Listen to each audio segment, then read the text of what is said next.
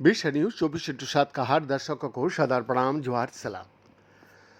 दर्शक, शोधकर्ताओं ने पता लगाया है कि सूक्ष्म प्रदूषक किस प्रकार फसलों और मिट्टी के माध्यम से फैलता है और चुपचाप पौधों की जीव विज्ञान और कृषि प्रणालियों को उन तरीका से प्रभावित करते हैं जिन्हें पूरी तरह से अभी तक समझ नहीं गया है। दर्शक, एक व्यापक अंतर्राष्ट्रीय विश्लेषण इस बात को लेकर नई चिंताएं पैदा हो रही है कि कौन से चीजें चुपचाप हमारे खाद्य आपूर्ति में प्रवेश कर रही है।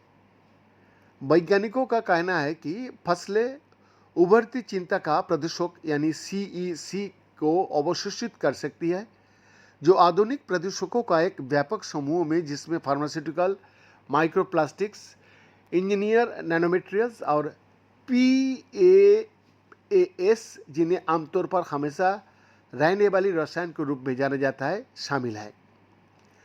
दर्शक, बहुत कम मात्रा में भी यह पदार्थ पौधे की वृद्धि में बाधा डाल सकता है और मिट्टी की पारिस्थितिकी तंत्र को बदल सकता है और संभावित रूप से मानव आहार में प्रवेश भी कर सकता है।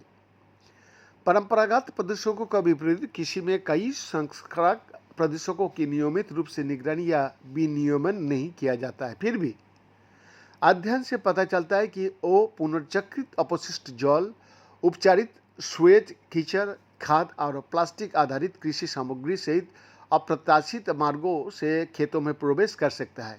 इनमें से कुछ प्रथाओं को व्यापक रूप से टिकाऊ समाधानों का रूप में बढ़ावा दिया जाता है, जो आधुनिक कृषि में छिपे हुए नुकसानों को बारे में एक कठिन प्रश्न खड़ा करता है।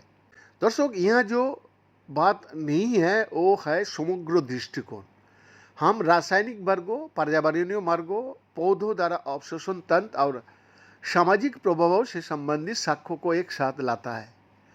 मेटा अध्ययन की सहलेखिका और मैकगिल विश्वविद्यालय में रसायन विज्ञान की प्रोफेसर एंड्रू मूर्स ने ये बात सामने लेकर आई।